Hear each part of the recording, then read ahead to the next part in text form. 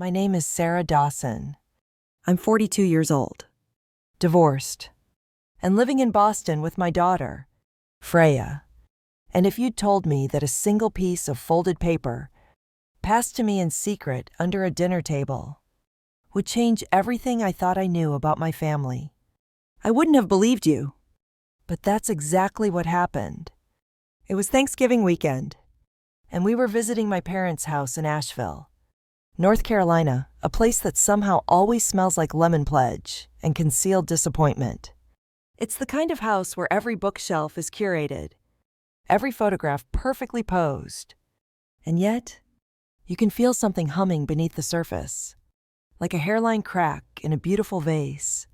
Subtle, dangerous. Freya and I had flown in the night before. She's 12, smart, quiet, observant. One of those kids who listens more than she speaks. Lately, though, something had shifted in her. Her eyes were dimmer. Her shoulders hunched more. And that brightness, my daughter's spark, was flickering like a candle in the wind. My mother, Carol, greeted us with her usual overly rehearsed warmth. Sarah, darling. Still wearing those combat boots. I see. How? Urban. She kissed the air beside my cheek. Dad. George handed me a wine glass before I even took off my coat. You look tired. Try the Merlot. It'll relax you. It wasn't a suggestion. We were barely through the front door before I could feel it. The choreography. Every movement. Every word. Practiced. And Freya. She clung to me like static. That night, we had dinner with their friend Rick Ellison, a name I hadn't heard since high school. He was one of those family friends that nobody quite remembered how they knew, but who always showed up around the holidays, like an unwanted tradition. Rick had a politician's smile and eyes that didn't match it. When he hugged Freya too long, too firm, I felt my stomach twist. I brushed it off. Maybe I was being paranoid. Maybe I'd been living in Boston too long, seeing red flags where there were none. Or maybe not. The next morning, Thanksgiving Day, the house came alive with forced joy. Carol flitted around like Martha Stewart on meth, adjusting table runners and turkey garnishes. Freya sat on the porch steps, face blank, tracing circles on her knee with her finger. She hadn't eaten breakfast. When I asked if she was okay, she just shrugged. That's when the first sign came. I noticed a bruise on her wrist. Small, but too precise to be accidental. Freya, how'd you get that? She looked at me, eyes wide. Then she said, flatly, I tripped on the back stairs. There are no stairs at school. There are stairs here. Something icy slid down my spine. But Carol called from the kitchen, Sarah. Come taste the stuffing. And the moment passed. Freya vanished to her room before I could press further. Dinner began around 4. Everyone seated around the oak table, like figures in a Norman Rockwell painting. If Rockwell had painted dysfunction instead of wholesomeness. Dad carved the turkey like a surgeon. Rick poured everyone wine without asking. Freya sat between Carol and Rick, poking at her mashed potatoes. Her face was unreadable, her fork movements mechanical. The conversation floated around careers, renovations, my alternative lifestyle in Boston, and how single motherhood must be exhausting. Every jab was wrapped in lace. And then it happened. Halfway through the second course, as Carol rambled about her pie crust technique, I felt a light touch against my knee. It was Freya. She didn't look at me. She didn't move her lips. But under the table, she was pressing something into my hand. A note. Folded twice. Torn from one of those spiral notepads my father still kept near the landline in the kitchen. I opened it slowly. Heart hammering. Call 911. That was it. No explanation. No name. No hint. Just 3 words in Freya's neat handwriting. Words that flipped the table inside my mind. I looked at her. She was still chewing. Expression deadpan, as if she hadn't just lit a fuse. I swallowed hard, forcing a smile. My mind raced. Had someone hurt her? Was she in danger now? Why hadn't she said something before? Why now? During dinner, I looked around the table. Carol was describing the differences between European and American butter. Rick was swirling his wine, watching me from the corner of his eye. And my father. He was staring at his plate, jaw clenched, listening too closely. I excused myself as calmly as I could. Restroom, I said, clutching the note. Too much stuffing. I passed through the hallway, heart pounding so hard I could hear it in my ears. In the mirror, my reflection looked pale, lost. I locked the bathroom door behind me, leaned against the sink, and unfolded the note again.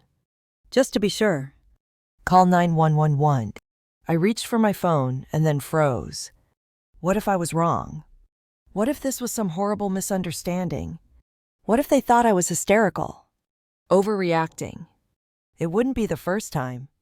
But then I remembered the bruise. The way Freya barely looked me in the eye. The way Rick had hugged her.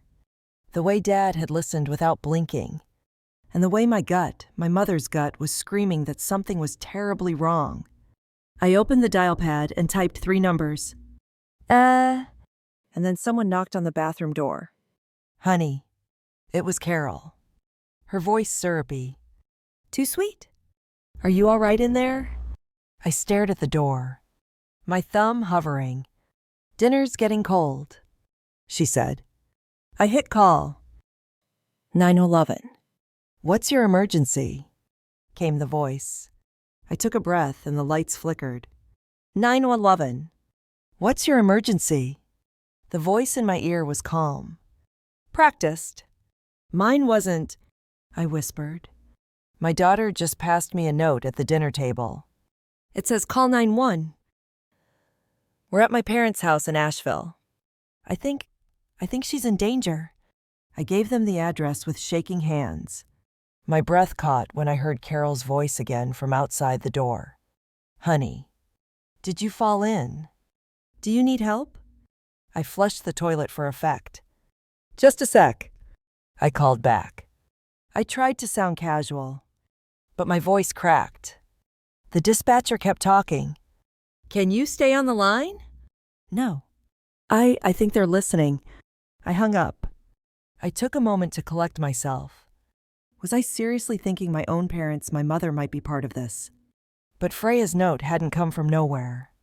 My daughter doesn't lie. Not like this. Not with that look on her face. I walked back into the dining room. Heart pounding. Rick was mid-story about his lodge trip in the mountains and some bear encounter that sounded about as real as his tan in November. Everyone was smiling politely. Except Dad. He glanced up as I rejoined the table, his eyes meeting mine for a fraction too long. Did he know? Freya sat silently, twirling her fork in her green beans. When I touched her shoulder, she flinched. I froze. That was all the confirmation I needed. For the next 10 minutes, I played along. I sipped my wine. I nodded. I even smiled when Carol launched into another rant about urban decay and how Asheville was changing. It was always code for people like me, liberal. Divorced. Raising a biracial child without apology. Then the doorbell rang. It cut through the room like a gunshot. Everyone turned. Carol blinked. Who on earth? I'll get it, Dad said too quickly. He pushed back his chair, napkin falling to the floor. I caught Freya's hand under the table. She squeezed it once. There were murmured voices in the hallway. Then footsteps. Heavy. Measured. 2 uniformed officers entered the dining room, hats in hand. Good evening, one said. We received a call about a potential domestic emergency at this address. Carol's smile froze. There must be some mistake. This is just a holiday dinner. The officers glanced around the room. Their eyes settled on me. I stood up. I made the call. I said. My voice didn't shake this time. My daughter gave me a note. Rick shifted in his seat. Wait, what's going on here? Freya didn't move. Her face was blank. Distant. The kind of stillness that comes from survival. Ma'am, the officer said gently. Can we speak to your daughter? Carol stood, her tone hardening. Officers, surely you need a warrant. She's a minor. I interrupted. And I'm her legal guardian. That shut her up. Freya rose slowly. I watched her cross the room like a shadow. One of the officers guided her into the hall. The other stayed, hands calmly folded in front of him. What exactly is this about? Rick's tone was defensive now. Edgy. You can't just barge in and accuse people at random. No one's been accused, the officer said. We're following up on a distress signal. I looked at Rick. For the first time, I noticed the subtle twitch in his jaw, the way he avoided my gaze, the way his napkin was crumpled, soaked in sweat. And then I noticed something else. His fingers. They were wrapped in a Band-Aid. Not from cooking. No one else noticed. Or maybe they did and chose not to. Carol muttered something under her breath. Dad just stared at the half-eaten turkey. Minutes passed. Long, aching minutes. Then the officer returned with Freya. She was holding something in her hand. A small silver ring. Her voice was quiet when she said, "It was in his pocket." Rick went still. I stepped forward. "What is that?" "Sweetheart." Freya looked up at me. Grandma's ring. The one she gave me last Christmas. It was supposed to be in her jewelry box. She had cried when it went missing 2 weeks ago. We thought maybe she lost it at school. But now it was in Rick's pocket. The officer turned to him. "Sir, we'll need to ask you to come with us." Rick stood up slowly. "This is insane. That ring was someone must have..." Freya flinched again. That was enough. As they led Rick out, Carol followed, sputtering excuses. Rick would never, he's practically family. Exactly, I murmured. The door shut behind them. Silence fell like dust. Dad was the first to speak. His voice was low, tired. I told them not to bring him around anymore. I knew something was off. He looked at Freya, then at me, but I didn't know it had gone this far. I wanted to scream, to shake him. Why hadn't he done something? Why had he kept quiet? But Freya was watching me, so I swallowed it down. For now, come on, I said, wrapping my arm around her. Let's go pack. Carol returned just as we were heading upstairs. Her face was blotchy, red with rage or shame, or both. You've ruined this family. She hissed at me. No, I said calmly. I'm saving it. And then Freya turned. She looked at her grandmother with eyes that were too old for 12. You knew, she said. Carol said nothing. That silence told me everything I needed to know. Upstairs, as I folded Freya's things into her suitcase, she pulled the ring from her pocket again. She stared at it for a long time. Why did he take it? She asked. I don't know. Baby. But I had a feeling it wasn't about the ring. It was about control, possession, and maybe that ring was just one of the many things he thought he could steal without consequence. Freya slipped it on her finger. It still fit. A perfect circle. A symbol of something lost. And maybe, just maybe, reclaimed. I zipped the suitcase. We're going home. But just as we reached the top of the stairs, Freya stopped. She whispered, Mom, I think Grandpa knew everything. I froze. Because I'd suspected the same thing. And if George Dawson had known, why didn't he do anything? Back in our guest room, I sat on the edge of the bed, still holding Freya's suitcase half-zipped. The air felt heavy, like something hadn't finished falling yet. Freya stood by the window, staring out at the long driveway that curled like a question mark through the pine trees. "You think Grandpa really knew?" she asked again, more softly this time. I wanted to lie. I wanted to say, "No, sweetheart. He couldn't have." But lies had built this house, polished them, framed them, handed them down like china sets no one ever used. "I think," I said carefully, "that sometimes people stay quiet, because it's easier than facing the storm." She turned back to me, her voice barely a whisper. "But that means they chose themselves, not me." I nodded. That was the truth, and it cut both of us. We packed quickly after that. I wasn't going to spend another hour in that house, much less another night. Downstairs, Carol had disappeared into the kitchen, probably calling her lawyer, her pastor, or her wine club, anyone who could help her spin this as an overreaction. Dad was on the porch, sitting in that old rocking chair he loved, the one that creaked like it knew secrets.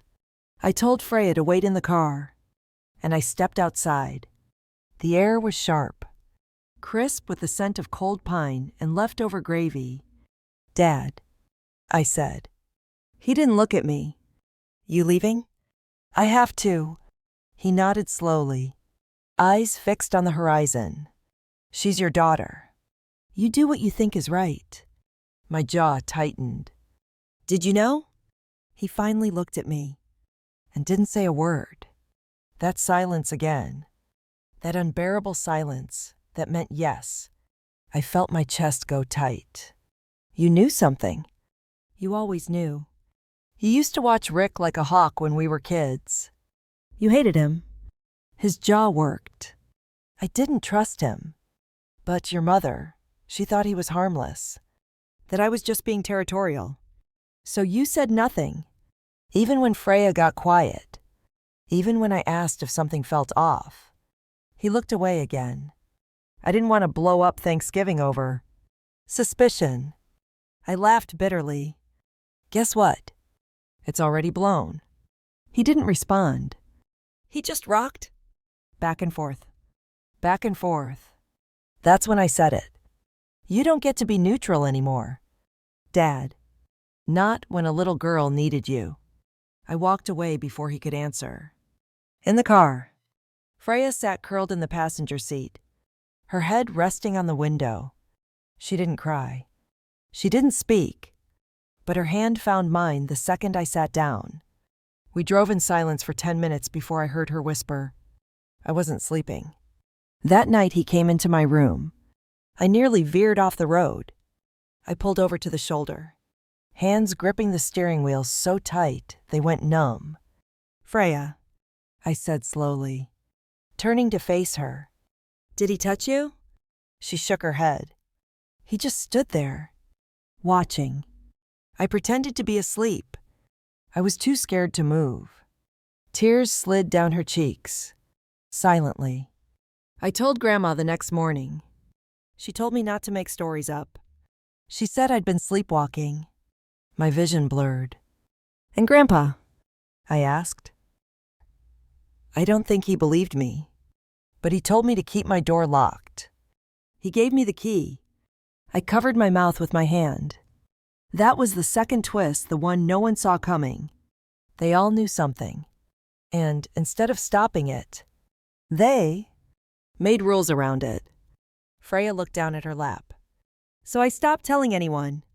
God, how do you explain to a child that the people who should protect her didn't?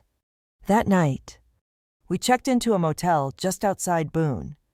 It wasn't fancy, but it was warm, clean, and, more importantly, safe.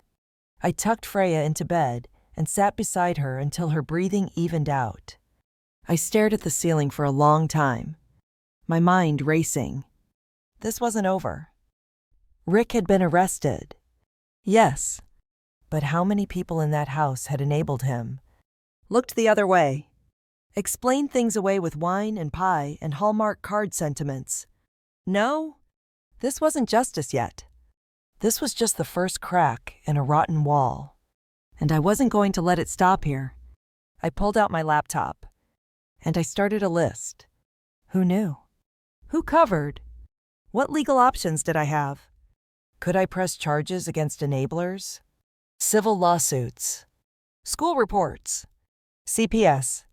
I also began drafting a letter. Not to Carol. Not to Dad. To my siblings. Because if they had any part in this, any knowledge, any blind eye, they were going to answer for it. But first, I needed to be sure. I needed evidence. I emailed Freya's school counselor requesting an urgent meeting.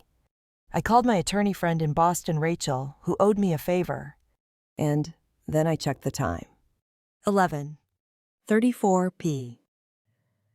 Freya stirred in her sleep and whispered, "Mom." I sat by her and stroked her hair. "I'm right here." "Sweetheart." I kept the other note. She mumbled. "The one I wrote before." "What note?" She reached under her pillow and handed me a crumpled piece of paper. Same spiral notepad. Same handwriting. But this one said, "He comes in at night. Help me." I froze. "Why didn't you give me this sooner?" I asked. She looked at me with wide, scared eyes. I tried, but Grandma found it first.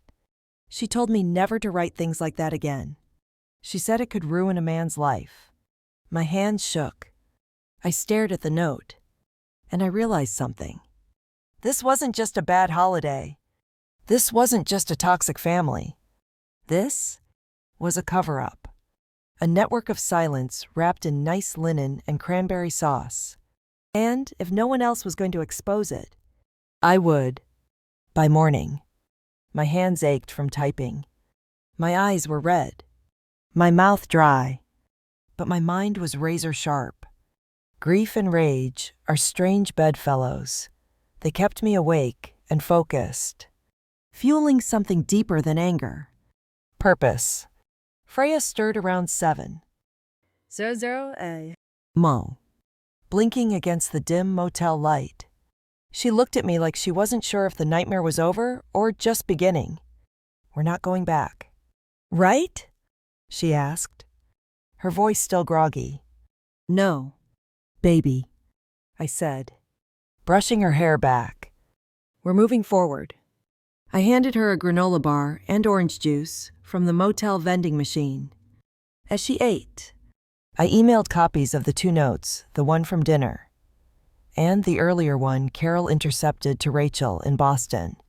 She was a defense attorney. Brilliant and morally uncompromising. If anyone could help me navigate this minefield, it was her.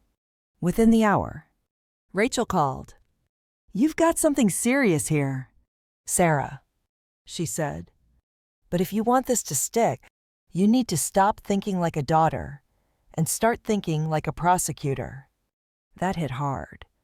"I don't just want justice," I told her. "I want exposure.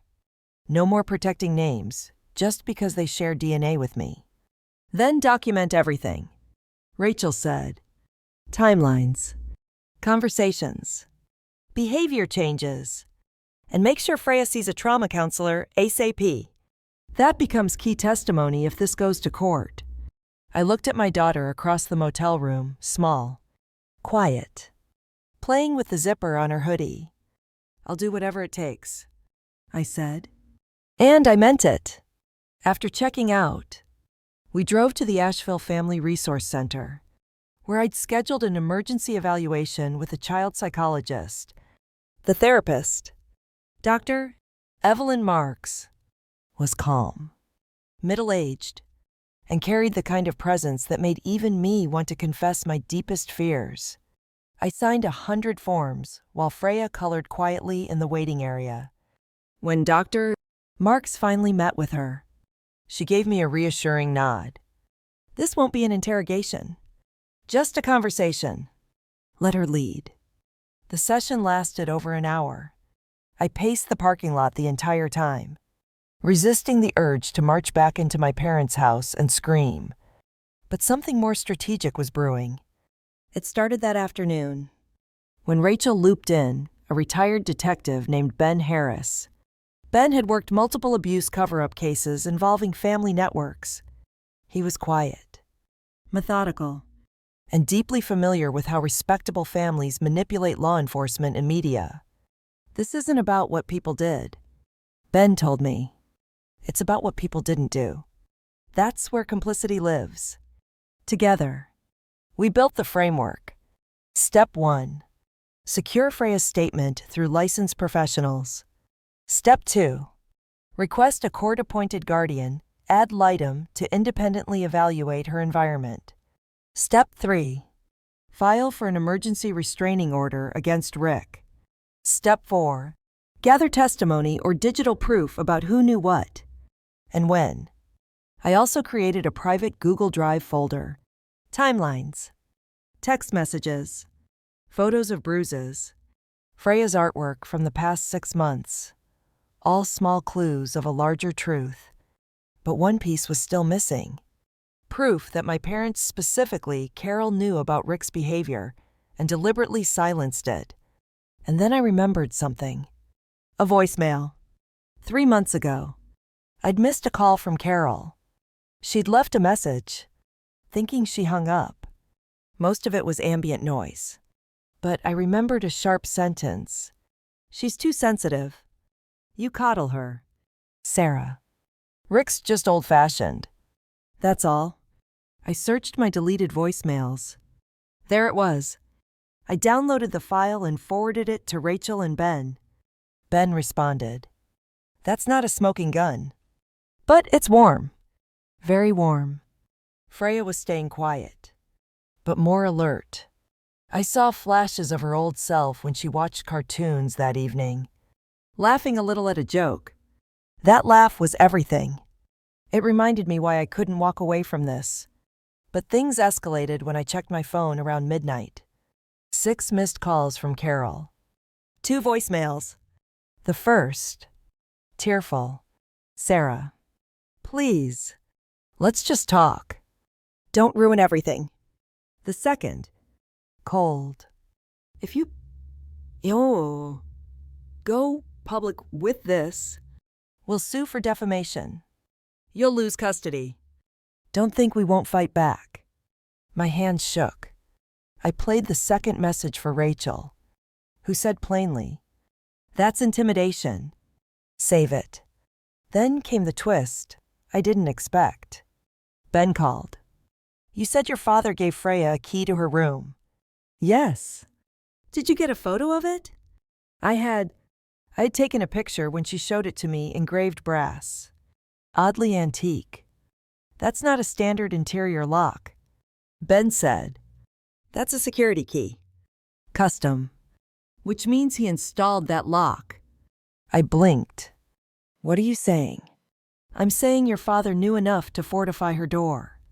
That means he anticipated risk. That's a form of acknowledgement. The betrayal hit me all over again. Dad hadn't just suspected something. He acted. He installed a lock. He gave her a key. But he didn't report anything. Didn't warn me. Didn't confront Rick. He managed the threat, quietly. Inaction. Dressed up as Caribou. The symbol of protection. Freya's key was actually a symbol of cowardice. It wasn't a solution. It was a cover. And now, I needed to do what he hadn't.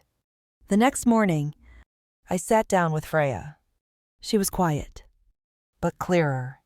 Baby, I said gently, I want to go to the police. Not just about Rick, but about the people who helped hide it. That includes Grandma. Maybe Grandpa too. She didn't flinch. I want to, she said. I want it to stop. I hugged her tightly.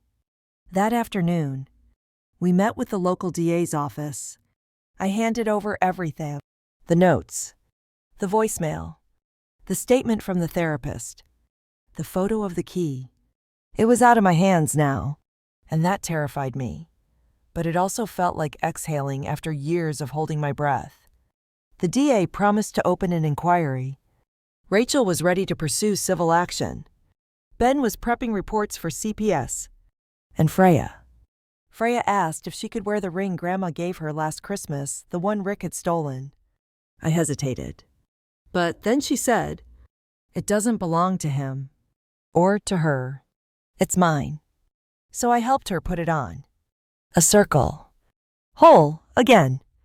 But as we left the DA's office, my phone buzzed. A text.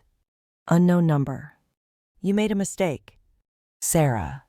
Families handle things privately for a reason." Attached was a photo. It was my car, parked in the motel lot. Taken minutes ago. The photo on my phone hit like a gut punch. My car.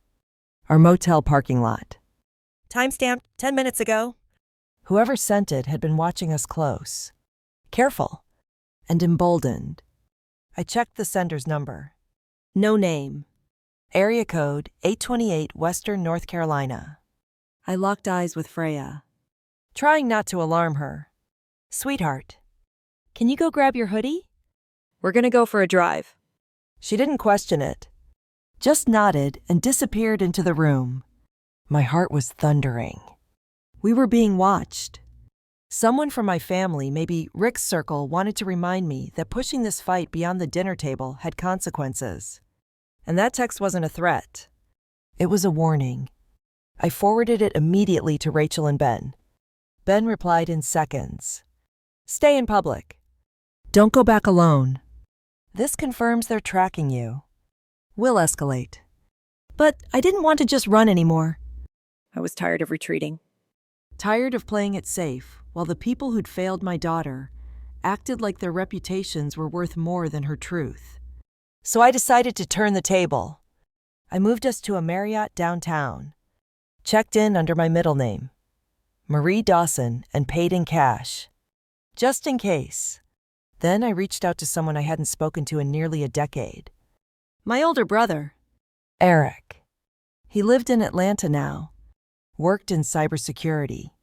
We hadn't talked much since Dad's retirement party, when he accused me of always turning family drama into public crusades.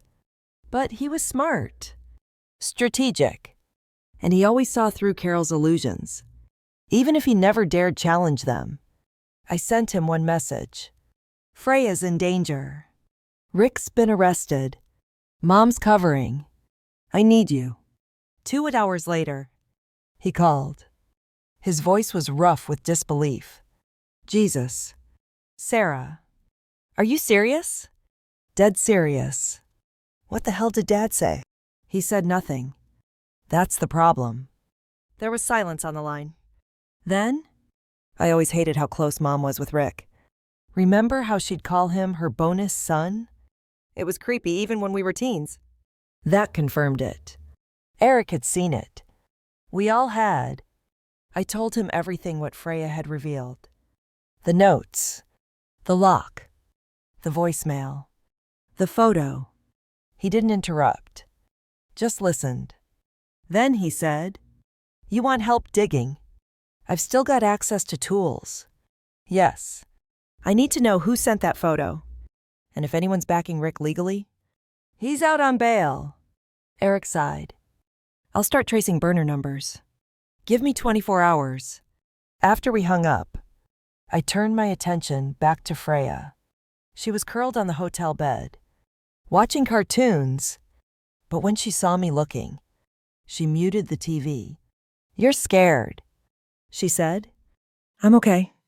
I lied. "But I won't let anyone scare us away." She nodded. Then she reached into her backpack and handed me something. A drawing. Crayon on notebook paper. It showed a little girl in a red hoodie standing in front of a huge house with no windows.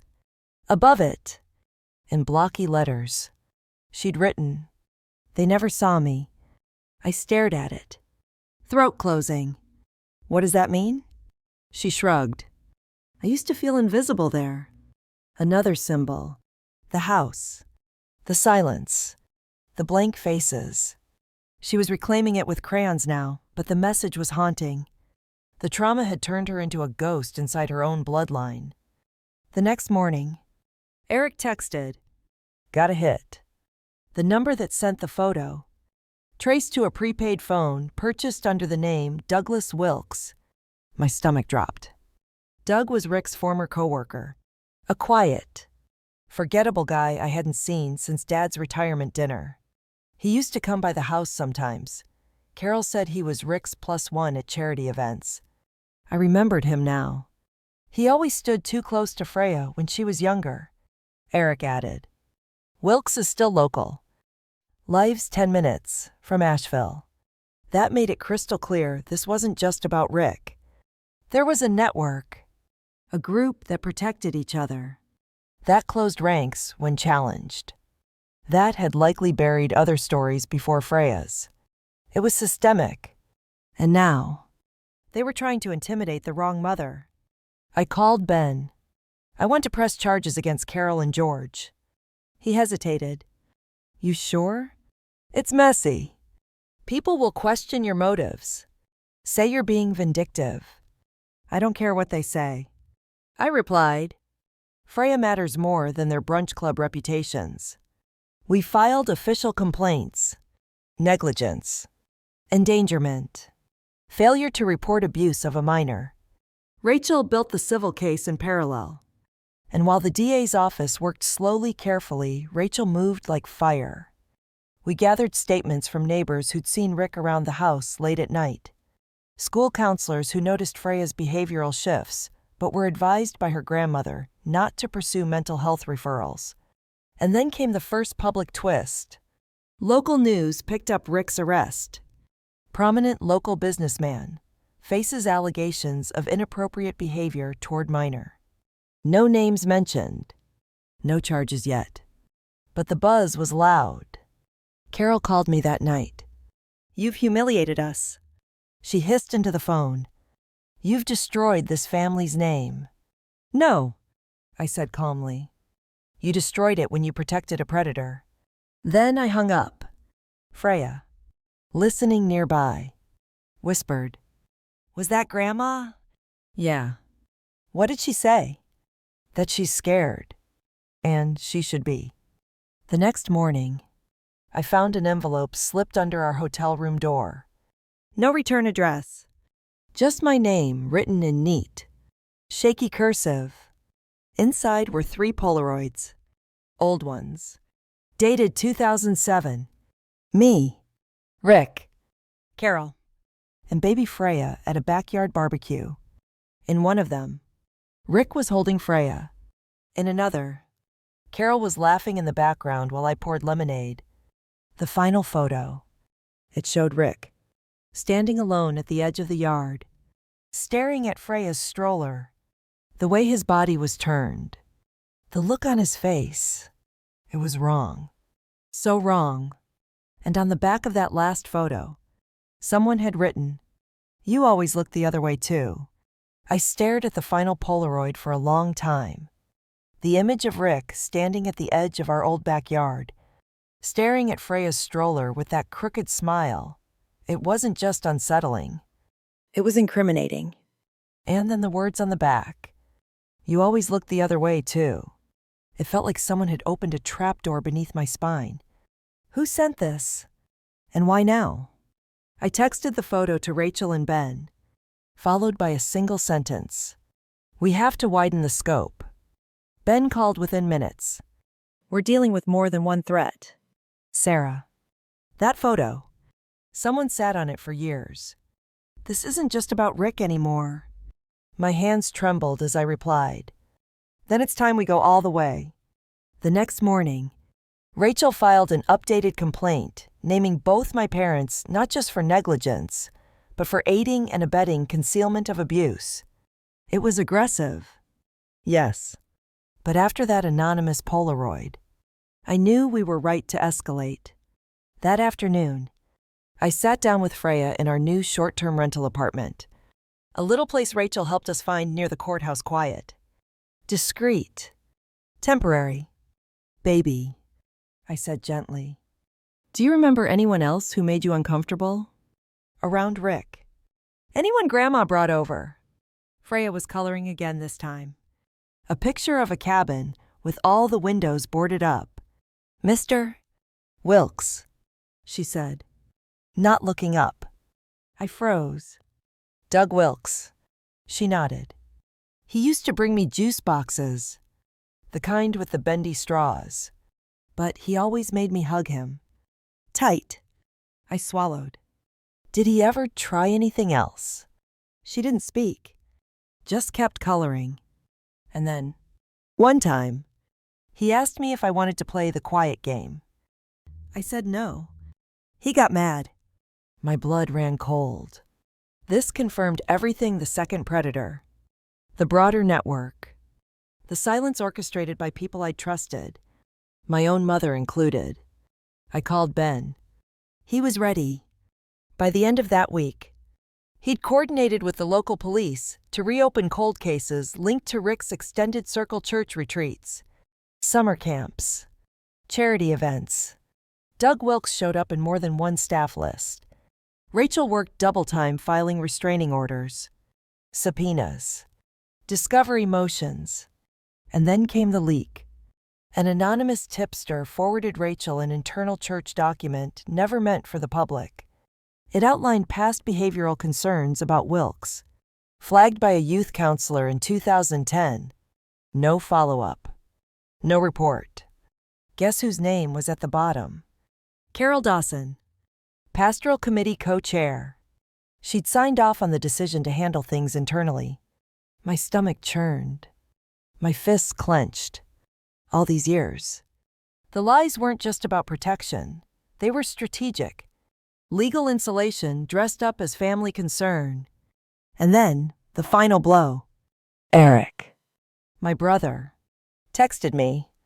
You need to come to Dad's house. Now. He left something. I hadn't spoken to my father since Thanksgiving. I didn't know if I could even look him in the eye again. But I went. The house looked the same. That same wraparound porch. The same old rocking chair. But when I walked in, the air felt still. Eric handed me an envelope. Found it in his desk drawer this morning. He said. He's gone. Packed a bag. No note. Just left. The envelope had my name on it. Inside was a letter, written in my father's rigid cursive. Sarah. N. I knew more than I ever admitted. I told myself I was protecting the family. But really, I was protecting myself from the shame. From you. I failed you, and I failed her. I installed that lock because I couldn't face the truth. And I hated myself for it every day. And I don't deserve forgiveness. But maybe this helps. Carol has a second phone. Hidden. The passcode is Freya's birth date. When, check the top drawer of her nightstand. I'm Dad. I could barely breathe. I looked up at Eric. He was pale. Do you think... I don't think... I said. I know. This was the final puzzle piece. Carol wasn't just enabling. She was archiving. And if there was data on that phone messages, photos, lists, names, we could unravel the entire ring. But we had to act fast. Rachel and Ben coordinated a search warrant. The DA approved it within 48 hours. We arrived at my parents' house with police officers just before sunrise. Carol answered the door in her robe. Bleary-eyed, but smug. What now? She snapped. Ben handed her the warrant. Step aside. Ma'am. She turned to me. This will ruin us. I looked her in the eye. You already did that. The search turned up the phone. Locked. Obvious. But Rachel cracked it with the birthday. What we found. Encrypted message threads. Folders labeled by years. One labeled Wilkes. Another labeled Rick. Dozens of entries. Notes. payout logs, family emails marked Do Not Forward, and in the Photos app screenshots of deleted texts, some between Carol and Rick. She's asking questions. Be careful. One line, I gave her a bracelet. That should distract her. Unline. Doug is getting reckless again. Can we limit his visits? Carol wasn't just passive. She was coordinating, managing, orchestrating. A silent war machine with a grandmotherly smile and a pearl necklace. When the cops escorted her out in cuffs, she looked straight at me, but her face didn't hold regret. It held contempt. You think you've won, she hissed. You've destroyed everything your father and I built. No, I said. I've exposed it. And as the squad car pulled away, Freya stood at the window of Rachel's office, watching. She turned to me. Is it over? I knelt beside her, holding her hand. Almost. But I knew something she didn't. The worst secrets weren't just buried, they were protected. And now, we had to make sure they never were again. The courtroom was quiet eerily, so as Carol Dawson stood before the judge. Her lawyer, a lean man in an expensive gray suit, whispered urgently in her ear. But she didn't flinch. She stood tall, like a woman who had run a country club for 30 years, and believed rules were for other people. The judge's voice broke the silence. Miss Dawson, you are hereby charged with obstruction of justice, conspiracy to conceal the abuse of a minor, and willful endangerment. Do you understand these charges? Carol nodded once. Not a tear. Not a twitch. Her face was stone. I was in the back row, hands trembling in my lap. Freya sat beside me, fidgeting with her new charm bracelet, the one Eric gave her to replace the one Rick had used to distract her. This new one. It had a phoenix charm, and Freya had picked it herself. 1 week after the phone seizure, we had more than enough evidence to push the case into the light. Rachel coordinated with state prosecutors. Ben compiled every instance where cover-ups overlapped payouts, emails, withheld documentation, digital trails even Rick hadn't fully erased. The public backlash was swift and brutal. Local media had a field day. Headlines like, well-known family, accused of decades-long abuse, cover-up. Former church treasurer Carol Dawson, arrested in granddaughter's abuse case. Dawson family legacy implodes amid predatory allegations. I was accused of dragging private matters into the public square. But I didn't flinch, because silence is where predators thrive. The hardest part, my father never came back. No note, no arrest, no closure. Just an empty house, a frozen bank account, and a trail of emails hinting that he'd moved south, maybe Mexico, maybe Belize. He ran, and that, more than anything, confirmed his guilt. But here's the thing. We didn't need him to return for justice to find its way. Wilkes was next.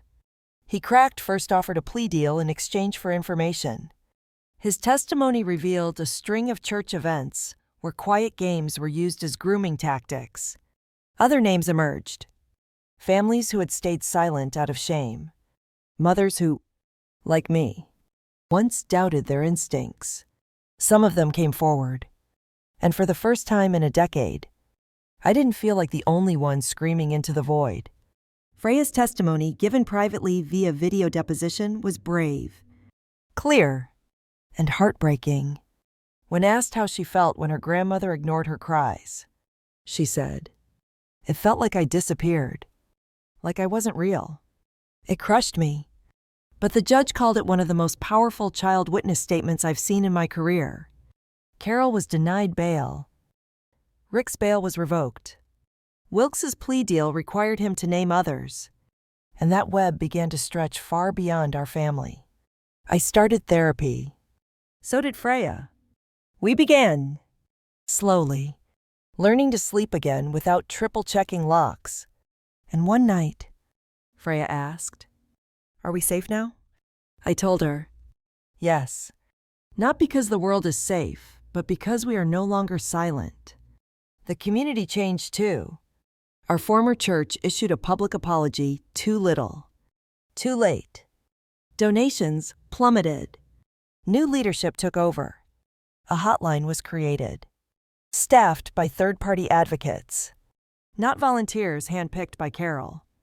Other families reached out. Parents, grandparents, neighbors. They said things like, "I saw signs too. I'm sorry I didn't speak." And the best one, "My daughter finally told me what happened. Because of you." But the biggest twist, a letter, mailed to my new EP. Box. No return address. Inside, a single photo. Me and Freya on the courthouse steps. Her hand in mine. The sunlight catching the phoenix charm. On the back, 4 words. You broke the cycle. There were no initials. No signature. Just that. And I wept. Not because it was over, but because we had survived it. Because sometimes, victory doesn't look like confetti. It looks like breathing again. Laughing without flinching. Watching your daughter sleep without wondering what monsters still hide behind polite smiles and family titles. Now, I volunteer part-time for a victim advocacy center. I talk to mothers who are still in the thick of it. I look them in the eyes and say, "You are not crazy. You are not alone. And you are not wrong for choosing your child over your reputation." Freya is in therapy. Yes, but she's also painting again. Her latest piece, a watercolor of a window wide open, sun pouring in, a girl in red walking out. She titled it, "Scene." I asked her why. She shrugged and said, "Because I am now. If you're still here, thank you for listening, for sitting with this truth. And if you've been through something like this, or you know someone who has, please know, healing isn't about forgetting. It's about reclaiming your name, your space, your worth. Because families are supposed to protect, not destroy. And when they don't, we have every right to walk away and burn the whole illusion down if we must. If this story moved you, please share it. Comment below if you've ever felt invisible. Subscribe for more real stories that deserve to be told. Because silence ends here. And healing begins with one voice refusing to stay quiet. Story 2. My name is Mackenzie Thompson. I'm 28.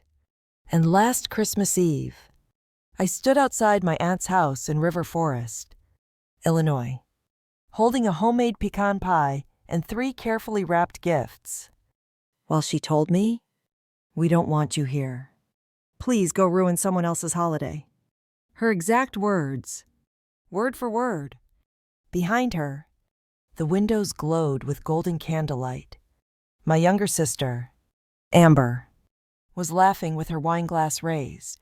My older brother, Connor, sat beside Mom, carving the roast like a scene from a Hallmark movie. No one turned around. No one noticed I was even at the door. I hadn't cried, not even when the door shut in my face with a soft final click.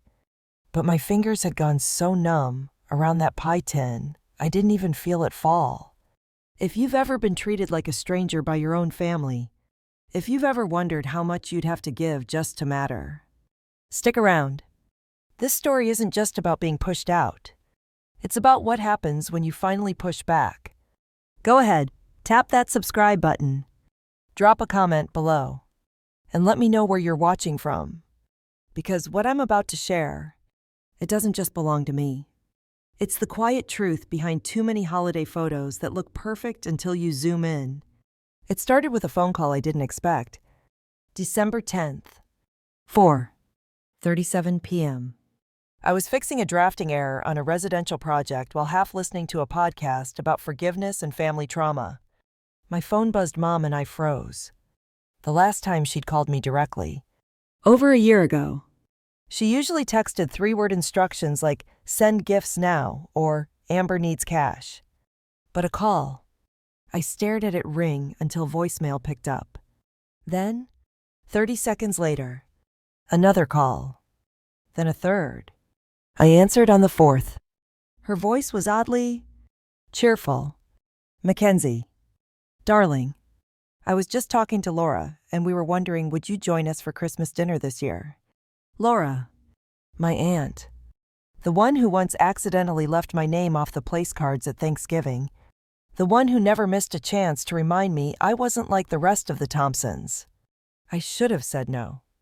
But something in me, maybe the ghost of that 9-year-old who used to color handmade cards for everyone at the table, wanted to believe things could be different.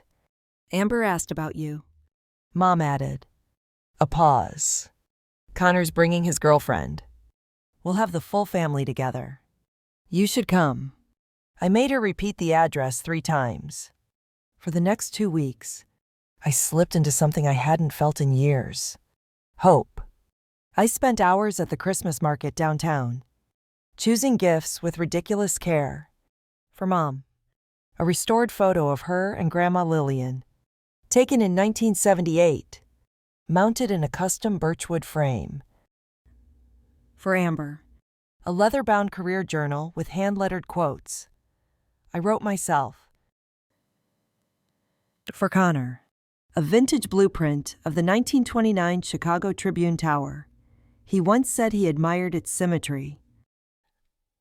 For Aunt Laura, a Mont Blanc pen die, engraved with To New Beginnings, M. I wrapped everything with satin ribbon and wax seals. No one had asked for gifts. But no one had asked for me, either. I wanted my presents to mean something. That last week, I even baked pecan pie from Grandma's old recipe card. It tasted like cinnamon, memory, and every childhood moment I thought I'd buried. On Christmas Eve, I took the Brown Line out to Oak Park, then lifted to River Forest. It had started snowing small, delicate flakes. The kind that never stick, but make everything look enchanted. I checked my reflection in the lift window. My dress was deep green velvet. Classic. Safe. I wore the gold locket Dad gave me before he passed a symbol I hadn't touched in years. The driver pulled up to the curb. Their house looked like a postcard. White icicle lights along the roof. A wreath with gold ribbon. I could hear Nat King Cole's voice drifting out through the windows. And then, the moment. I rang the doorbell. 2 chimes. Laura answered. Red lipstick. Pearls. The smell of clove and roast turkey spilled out behind her. Her smile was tight. Performed. Mackenzie, she said. Voice flat. Did no one call you? I blinked. Call me. She stepped halfway outside. Shut the door a little behind her. There was a change of plans, she said. I laughed nervously. What kind of change? She looked me dead in the eye. We decided it's better if you don't come in. No apology. Not even a shrug. I stood frozen. Gifts in one hand. Pie in the other. My brain couldn't catch up. Are you serious? I asked. Her lips twitched. This isn't the time to make a scene. Then, with that same fake smile voice, we just don't want the evening tense? Tense. I swallowed hard. My mom, she invited me. Laura tilted her head. She meant well. But she didn't check with everyone first. And, frankly, Connor and his girlfriend don't want drama. Neither does Amber. You understand? I didn't understand. But I did feel my hands were starting to shake. Not from cold. From rage. Behind her shoulder, I caught a glimpse of Amber's face through the dining room archway. She saw me. She didn't move. Then, Mom, her back turned, laughing at something Connor said. I opened my mouth, closed it again. Laura stepped back inside and said quietly, "Let's not ruin a perfectly good evening. Good night, Mackenzie." And she shut the door. I stood there, in the snow, as the pie slipped from my hand and hit the step with a soft splat. 15 seconds passed. Maybe 20? I didn't cry. I didn't knock again. I turned, walked down the path, and didn't look back. But something inside me had snapped. And what I didn't know yet was that my decision that night would change everything about how the Thompsons spent their next holiday. Because I wasn't going to disappear this time. They'd have no choice but to feel the silence. I didn't sleep that night. I lay in bed staring at the cracks in my apartment ceiling, listening to the radiator hiss and pop like it was trying to fill the silence with anything but what I was thinking. Chicago was brutally cold that week, and my little Logan Square apartment felt more like a holding cell than a home. My coat still hung on the doorknob. My shoes, soaked in melted snow, sat by the heater. The gifts I'd spent weeks preparing were in a bag on the kitchen counter, untouched, unopened, and unwanted. The locket around my neck pressed cold against my collarbone. I hadn't taken it off since Christmas Eve. It was one of the few things Dad had given me that still felt like him. A simple gold oval with his initials scratched inside the clasp. I used to think it protected me. Now, I wasn't sure what it meant anymore. The next morning, I made coffee with shaking hands. Not from caffeine, from anger. There's a certain flavor of betrayal that only family can serve. It's not loud. It's not dramatic. It's quiet. Efficient. Like a paper cut across the soul. And Laura, my aunt. My mom's sister. The self-appointed social queen of the Thompsons had wielded her words like scalpels for years. Christmas Eve had just been the final incision. But that wasn't the part that gutted me. No. The real wound was that no one, not my mom, not Amber, not Connor, had opened that door. They knew I was out there. They saw me. And they turned away anyway. That afternoon, I got a call. Blocked number. I didn't answer. Then a text. From Mom. "We'll talk soon. Laura feels terrible." No apology. No explanation. Just a vague acknowledgement that something unpleasant had happened, followed by a full-court press of pretending it never had. Later that day, Amber posted a carousel of photos on Instagram. Christmas magic with my favorites. There was a video of her laughing with Connor's girlfriend, sipping champagne on the balcony. Laura wore a gold crown from a cracker and made a toast. In the background, I spotted the Mont Blanc pen I'd given her, sitting on the mantel like a trophy. No sign of my gifts. Not the photo. Not the journal. Not the blueprint. It was like I'd never existed. Here's something I haven't told you yet. For the past 3 years, I'd been sending money to my mother. $2,000 a month, automatically deposited into a shared family Venmo business account that she insisted was for helping Amber with school loans and Connor's wedding planning. At first, it made sense. I was doing well at Evergreen Design. I didn't have kids. No debt. I thought I have enough. I can help. But over time, those reasons started to change. 1 month it was Laura's medical bills, then Mom's car repairs, then expenses related to the family trust, whatever that meant. When I asked for receipts, I got deflection. When I paused a payment once, I got 14 texts from Amber in an hour. So I resumed. Kept quiet. Just like always. But that Christmas, seeing them toast with champagne and exchange luxury gifts while I stood outside in the snow like a delivery driver with no address, it made something shift. No, not shift. Break. The next morning, I logged into the Venmo account. I had full access. I'd set it up originally and tied it to my email. My name wasn't listed publicly. But I could see every transaction. Connor had paid for a weekend in Napa Valley. Amber had used the funds for a tattoo appointment and 3 weeks of high-end bar classes. Laura had transferred herself $600, tagged NYE outfit, plus Uber XL. Meanwhile, I was eating oatmeal and taping my winter boots to keep out the snow. That's when I knew. I wasn't family. I was a funder. I wasn't invited for Christmas because they didn't need me there. they just needed me to keep paying. So I made a decision. I called Chase Bank and scheduled a stop payment order on all automated transfers to Venmo. I deleted the link between my checking account and theirs. I changed my login passwords. I downloaded every statement from the past 3 years and saved it in a file titled Emotional Hostage. Final. Then I wrote an email to Mom. CC'd Amber. Connor. And yes, Laura. Subject. Closure. I've reviewed the past 3 years of financial support I've provided.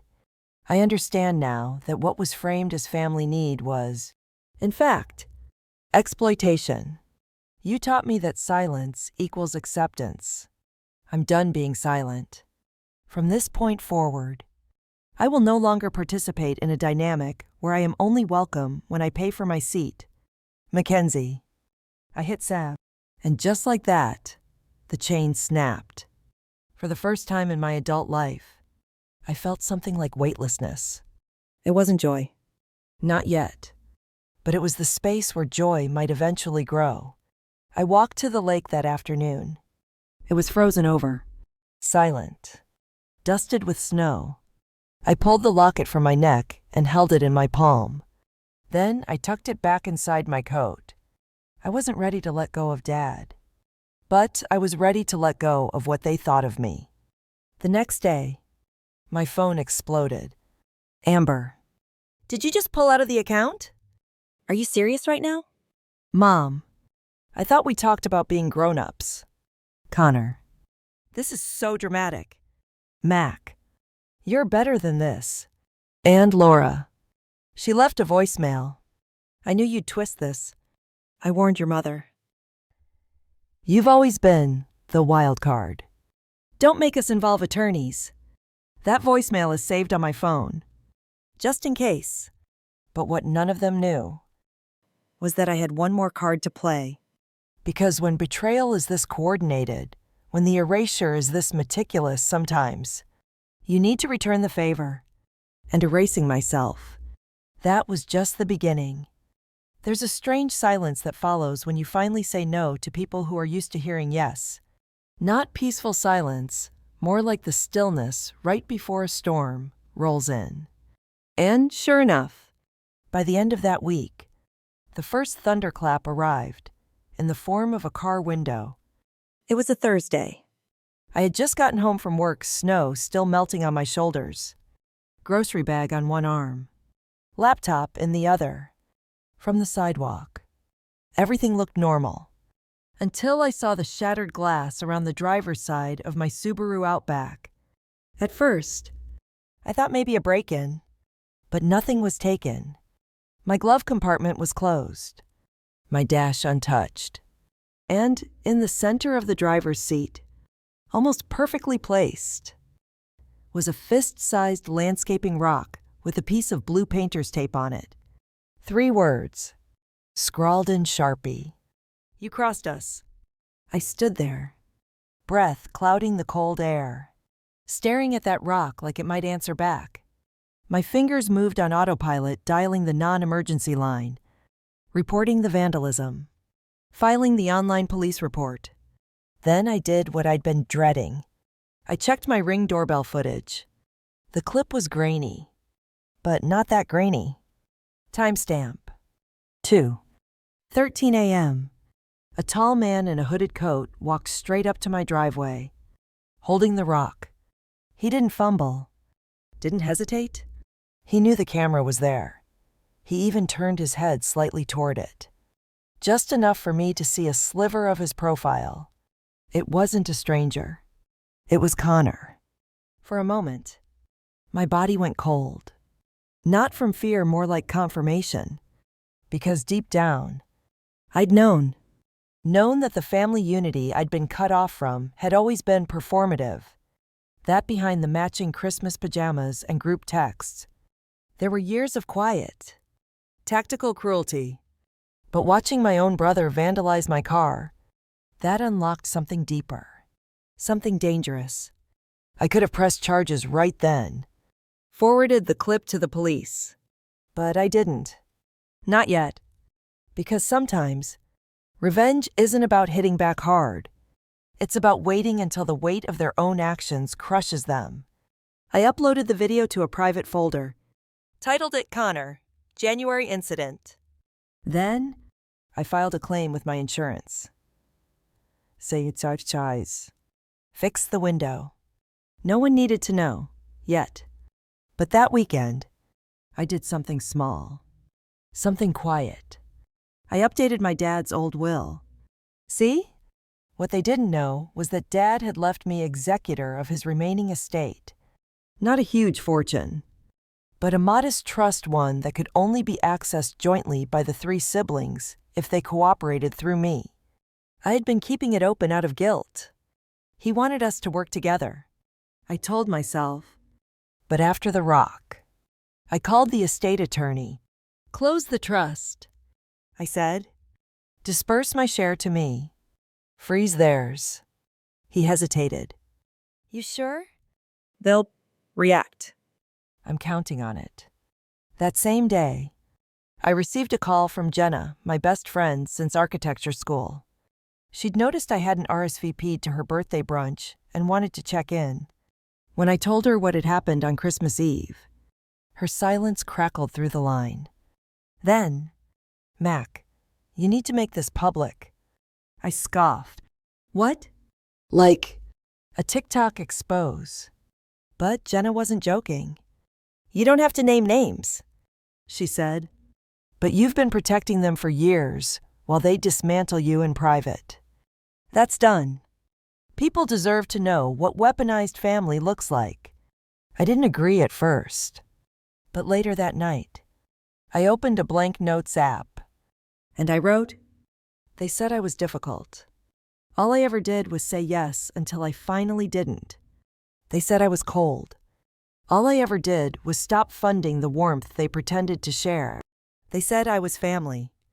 They locked the door. I didn't knock again. I stared at it for a long time. Then hit save as draft. Monday morning. I walked into the office to find a small envelope taped to my keyboard. No name. No note. Inside was a folded napkin. Beige linen. A faint red lipstick mark on one corner. My heart stopped. It was the monogrammed napkin I hand-stitched for Mom years ago. One of a set I made for Mother's Day. I had embroidered each with a different flower from her garden growing up. This one had a magnolia, and it had been used, balled up, and tossed back at me like trash. That was the moment I stopped wondering if I was being too sensitive. It was the moment I knew I'd been deliberately marked as other. Less than outsider. So I made a list, titled, Ways I Made Their Lives Easier. Paid $72K over 3 years to shared family account. Edited Connor's law school entrance essay. Helped Amber get her first job through my college roommate. Bought Mom's Apple Watch, the one she now uses to ignore my texts. EA's drafted floor plans for Laura's sunroom free of charge. Then I made a second list. Things they gave back. Guilt. Gaslighting. Glass in my driveway. That night, I went to the garage and took one last look at the broken glass in the trash can. I picked up a shard, held it to the light. It sparkled. Tiny, sharp, brilliant. That's what I'd been once willing to break myself into small pieces so everyone else could shine. Not anymore. Because if they thought excluding me would keep them safe, they had no idea what was coming. They hadn't just pushed me out. They'd unlock the door to something far more dangerous than silence. They'd unlock the version of me that remembered everything. When people think of revenge, They imagine fire, explosions, screaming, something fast, dramatic. maybe even illegal. But the truth, real revenge is a spreadsheet, A timeline. a quiet list of things only you know, and they've long since forgotten. That Sunday, I opened my laptop, pulled out my worn black notebook, and drew a line straight down the center of a blank page. On one side, I wrote, what they think I no longer control. on the other, what I actually still hold. And that's when the plan began. Not to destroy them, Not yet. but to make them feel slowly, thoroughly what erasure actually looks like. Let me back up. In Dad's final years, after his Parkinson's diagnosis worsened, I became the one he leaned on most. He and Mom were already separated by then, but he never updated his legal documents. So by default, I became the executor of his residual trust, responsible for managing everything from the Lake Geneva cabin to the mutual fund accounts he'd quietly built over 3 decades. He used to say, "Don't let them carve you up when I'm gone, Mac." And I didn't. I kept everything clean, fair, professional. Too professional, in fact, because instead of collecting any payout, I'd kept it in a holding fund at Mom's request. "Let's let it grow," she'd said, "until Amber's ready to go back to school." So it sat there. And over 5 years, it grew, roughly $318,000. And guess who held sole administrative rights? That's right, me. I emailed my lawyer, Jerome, a soft-spoken, brutally sharp estate attorney I'd met through work. What happens if I dissolve the fund? I asked. All payouts go to beneficiaries. Right? He answered in one line. Only if the executor distributes them. If the executor declines, the court freezes access until mediation. I stared at the screen for a long minute, then typed, "Prepare the freeze." Meanwhile, I started to pull threads in less obvious ways. Remember Laura's sunroom? The one I designed blueprints for 3 years ago for free, because she was working with a tight budget. Turns out, she never pulled the proper zoning permits. So I sent a polite, anonymous tip to the Village of River Forest zoning office, attaching photos and a list of code violations. It wasn't petty. It was justice. You want to treat me like I'm invisible. Fine. But don't pretend you get to benefit from my labor while erasing my presence. Then came Connor, big-time associate at a corporate law firm downtown. Polished LinkedIn, glossy engagement photos, all image. What he didn't know was that years ago, I helped ghostwrite a series of legal blog posts for him. He wanted to build a thought leadership brand and, like always, came to me in a panic. I wrote 7 full posts. 0 credit. Not even a thank you. So I reached out through a burner email to the editor of the firm's official newsletter. Attached screenshots of the original drafts, all in my Google Drive. Timestamps intact. Formatting unique. Just a simple message. You may want to verify authorship for professional integrity. No malice. Just facts. Let the partners draw their own conclusions. And Amber. Sweet. Fragile. Chaotic Amber, who once lived on my couch for 6 months after dropping out of art school. She worked part-time now at a boutique floral shop in Wicker Park.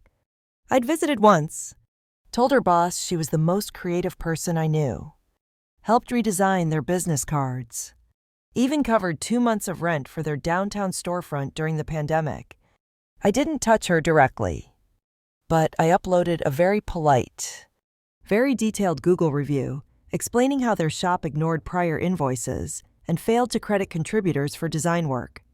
No names, just enough detail for their Yelp rating to drop half a star. And then I waited. It took exactly 6 days. On the 7th, the first panic email landed. Subject: What did you do? Amber. All caps. Then Connor. Then Laura Short. Cold. Threatening legalese. But the best one: Mom. You're tearing this family apart. Mackenzie. Your father would be ashamed of this behavior. I read that line 3 times. Then opened my audio library and clicked on an old voice message I'd saved from Dad's last birthday. Mac. No matter what happens, don't let them treat you like a utility. You're not a tool. You're a whole damn person. Yeah, he wouldn't be ashamed. But here's where things get interesting.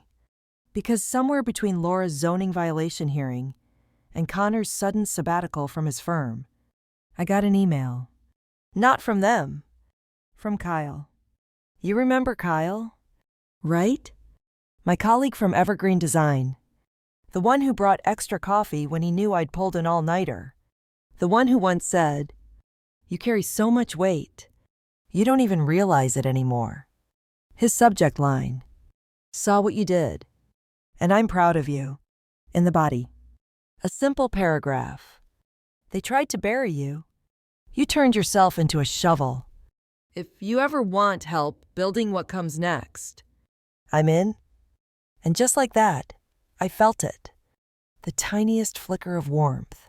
Not from the past, but from forward. That night, I stood in my kitchen, holding the gold locket again.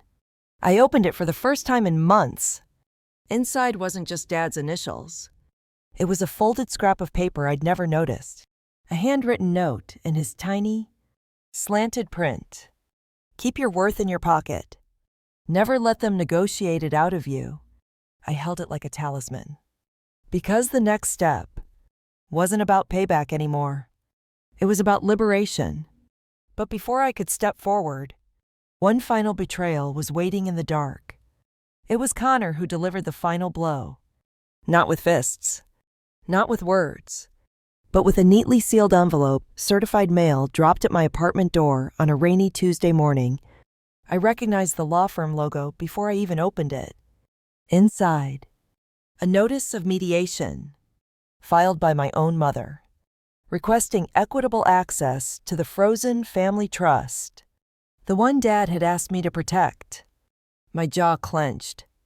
I scanned the document, my eyes catching phrases like breach of fiduciary duty, intentional interference with familial beneficiaries, and the kicker: emotional instability resulting in financial obstruction.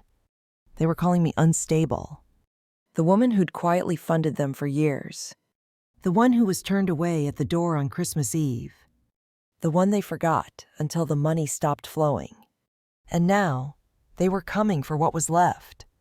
I could have fought it with anger. Instead, I fought it with precision. I took a week off work. Told my boss I needed time for estate cleanup. Technically true. Then I turned my tiny apartment into a war room. Spreadsheets, phone records, bank logs, every Venmo transaction I'd ever made on their behalf, categorized and time-stamped. Every dollar that went to Amber's failed Etsy store, every Apple Watch, spa voucher, wedding deposit, all documented, color-coded, cross-referenced. I even tracked Connor's LinkedIn updates against the blog posts I ghost wrote for him, proof that he'd used my work to climb his firm's internal ladder. At one point, I laughed so hard I nearly cried. They thought they were dragging me to court. They didn't realize they'd just handed me the stage. Meanwhile, Jenna, my ride-or-die best friend, offered to act as my case support. Not legally, but emotionally and tactically. Mac, you're not going into that room alone. She'd been cataloging her own quiet family traumas for years. So when I showed her the napkin Laura had balled up and left on my desk, the one I'd embroidered years ago, she just nodded and said, "Bring it. Wear gloves. Let them see what they discarded." Symbolism. Sharp. Clean. Unforgettable. Mediation was held in a sterile downtown office suite, floor-to-ceiling windows, bottled water in glass decanters. Legal pads stacked like ammunition. Mom arrived first, wearing navy slacks and a sweater I'd gifted her last Mother's Day. Amber followed, looking pale and twitchy. Connor, in full suit and smirk mode. Laura didn't show. I took the seat across from them, set down my binder of documentation, and placed the used magnolia napkin on the table carefully folded, centered like a final exam essay. Then I smiled. The mediator, a tired man named Peter, began with procedural pleasantries. But before he could finish, Mom leaned forward. "We just want what's fair," she said. And I replied, calm and measured, "Me too. That's why I'm not pressing criminal charges." Connor's neck flushed. Amber shifted. Mom blinked. "Criminal." I slid over a printed still from the ring footage. Connor. Hood up. Hand raised mid-swing. Then another sheet. A notarized witness statement from my neighbor across the street. And a third. An estimate from the auto repair shop. Vandalism. Felony damage. I let the word hang in the air. Then I said so quiet, it made them all lean in. "You came for my piece. I'm just reclaiming it." The rest of the mediation unfolded like a slow, controlled burn.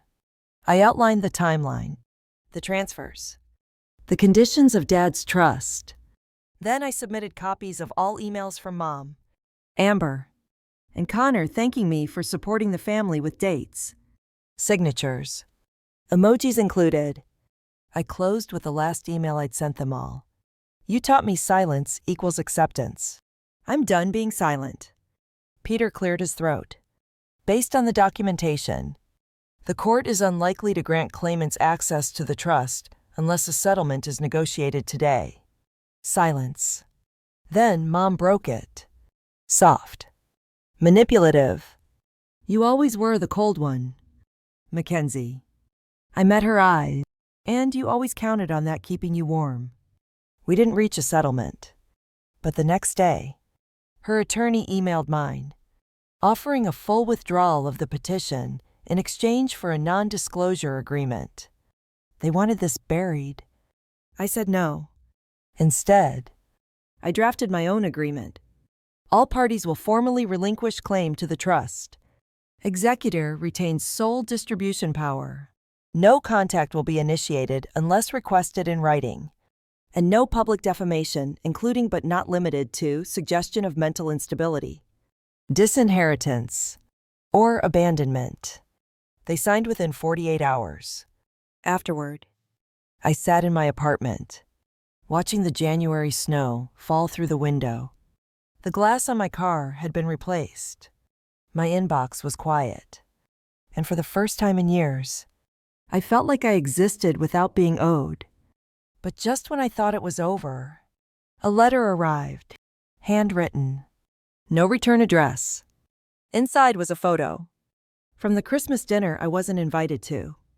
But in the photo behind the wine glasses and stage smiles, something caught my eye. A figure, faint, in the reflection of the mirror above the mantel. Someone standing outside the window, watching, wearing my coat. I held the photo for a long time. It was printed on glossy paper, the kind you'd get from a drugstore kiosk cheap, but intentional. It hadn't been folded, hadn't been mailed haphazardly. It was delivered, likely slipped under my door sometime before sunrise. The picture itself wasn't remarkable at first glance. The Thompson family, laughing around a candlelit table, wine glasses raised, the fireplace flickering in the background. But there, just beyond the edge of the window, barely visible in the mirror's reflection, was a figure in a dark wool coat. My coat. Not a look-alike. Not someone with a similar jacket. It was me. Or at least, it looked like me. The posture. The stance. Even the slight turn of the head, like I'd just been caught watching something I wasn't meant to see. But here's the thing. I hadn't gone back that night. After they closed the door on me Christmas Eve, I went straight home. I even had a time-stamped food delivery receipt from that exact hour. So who the hell was standing outside their window? And who took the photo? I zoomed in on the mirror. The reflection was blurry, distorted by the beveled edges of the frame. But the coat, identical. Even the small tear in the right sleeve I'd patched with matching thread. It was my coat. But I wasn't wearing it. I felt my scalp tighten, a low burn crawling up the back of my neck. Not fear exactly, something colder. Violation. Like someone had cracked open the part of me I thought was finally protected and slipped inside without knocking. I flipped the photo over. One line. Block letters. All caps. Some things don't belong to you. That night, I didn't sleep. I laid the photo on my desk and stared at it for hours. My mind spiraled through every possibility. Could it have been a manipulation? A doctored image? But why? Why go through that effort unless someone wanted me to feel exactly what I was feeling? Erased from my own story again. This wasn't just about power. It was about identity. They hadn't just stolen money. Time. Trust. They were now playing with memory. The next morning, I called Jenna. I need you to come over. Now. She arrived in under 20 minutes, armed with iced coffee and her no-nonsense energy. When I showed her the photo, her first instinct was denial. That could be anyone. Mac. But the more she looked, the more her expression changed. Then, slowly, "Wait, is that the coat you loaned Amber last spring?" My blood ran cold. She was right. Last April, after a spring storm soaked Amber's dress at some pop-up art fair, she'd come to my apartment shivering. I gave her one of my old coats, that coat. She never returned it. So it was me. Sort of. Amber had worn it on Christmas Eve, which meant she had stepped outside the house at some point, into the snow, stood by the window, and looked in. And someone had captured that exact moment, then sent it to me. Not as proof, as a message. Someone wanted me to know that Amber was mimicking me, wearing my things, standing in my place, performing my absence like it was a role. A memory hit me like a punch to the chest. Dad. Years ago.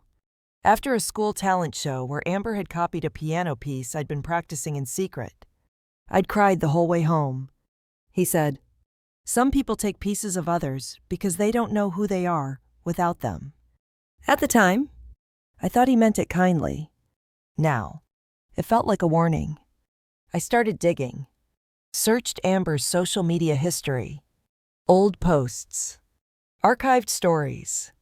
Then I found it buried in her Instagram highlights. Under a reel titled, "Cozy Vibes." A short, 8-second video. From Christmas Eve. She's holding a glass of wine, spinning slowly on the back patio, wearing the coat. My coat. Caption. Sometimes the best moments are the ones you steal away. In the background, I recognize Laura's backyard lights. The timestamp. 7:42 p.m. Exactly the time I had been standing outside, staring at that locked door. So while I froze in the dark, holding gifts no one would take, Amber stepped outside, wearing my coat, and pretended to be me. I felt bile rise in my throat. This wasn't just erasure anymore. It was appropriation. My grief, my pain, my silence turned into aesthetic content. A mood board moment. She hadn't just pushed me out. She'd stepped into my outline like it was empty space. Jenna said it best. She's not just mocking you. She's building herself from you. I couldn't let this stand.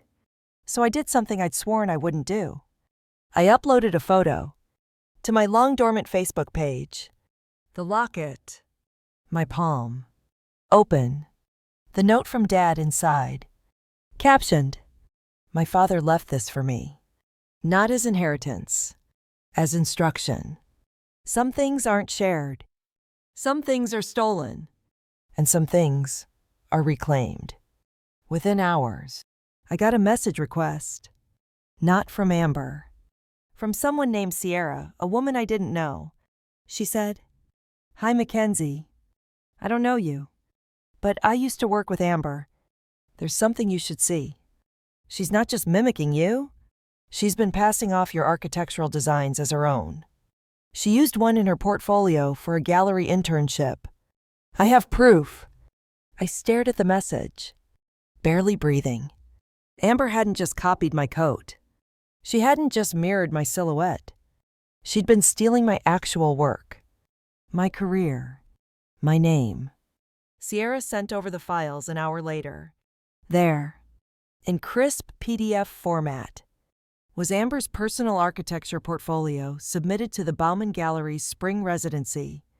Her name splashed in elegant serif font on the cover, but the designs, mine. Page after page of my sketches, my original drafts, even watermarks I thought I'd removed, but had only faded. One rendering, in particular a lakeside concept for a single-story eco-home with a cantilevered deck, was a direct scan of the blueprints I'd developed during my graduate thesis at Northwestern. Amber had changed a few dimensions, switched out the labels, added some color, but it was unmistakable. She hadn't borrowed. She had claimed. I don't remember setting my coffee down. My hands were shaking. It wasn't rage. Not exactly. It was a kind of full-body clarity that reminded me of standing at the edge of Lake Michigan in winter, stunned by the cold, but wide awake. For years, I had thought the worst thing was being erased, forgotten. But this was worse. This was watching someone wear your skin like a costume, smile in your mirror, win applause under your spotlight. I called Jenna. She stole my career. Silence. Then you take it back. And that's exactly what I did. I contacted the gallery, not with threats, but with proof. Timestamps from my Google Drive. The same sketches, with email threads to my professors. The original thesis submission date. A notarized statement from my former academic advisor, Dr. Reynaldo Lee. The gallery responded within 24 hours. The email was short, formal. "We take artistic integrity seriously. Miss Thompson's application has been disqualified. Thank you for bringing this to our attention.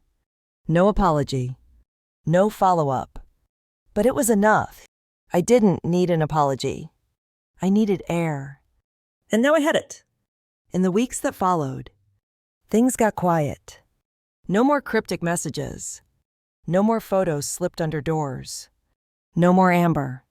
She removed her creative design section from LinkedIn. Her floral shop Instagram went dark. And then one day, I got a Venmo notification. $27.35 from Amber. Description: for the coat and the wine. I didn't respond. I just smiled, blocked her, and moved on. And then something strange happened. Kyle, the quietly brilliant designer from work, who had always existed at the edges of my chaos, emailed me. A client's pulling together a new project in Logan Square.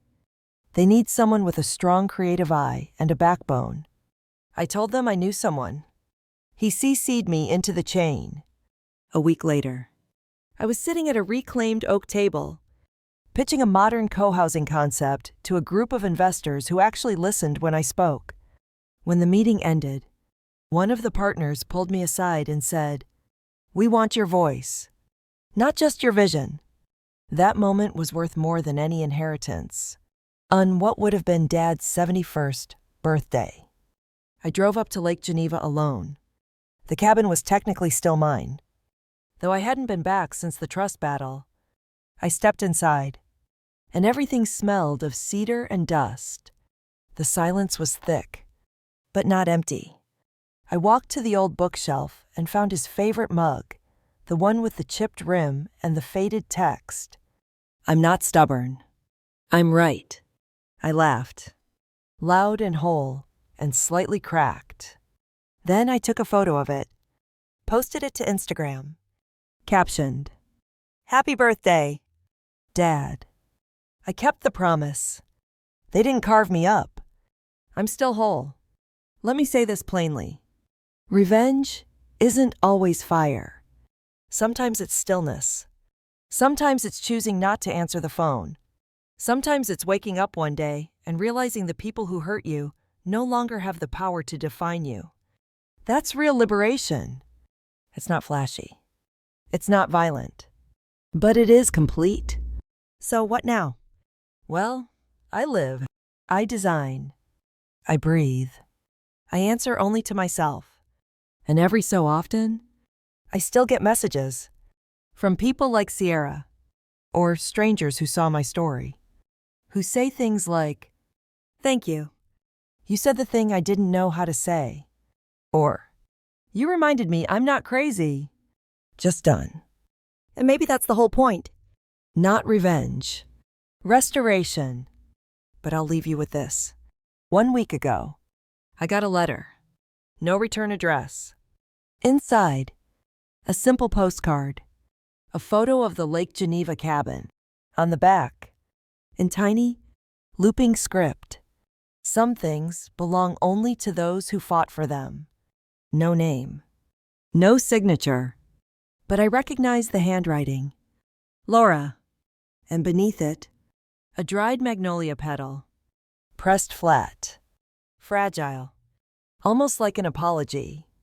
Or maybe just acknowledgement. And for the first time in years, I folded the petal into my notebook, closed it gently, and moved forward. If you've ever been the forgotten one, the invisible sister, the unchosen child, this story is for you. You're not alone. You're not broken. You're not done.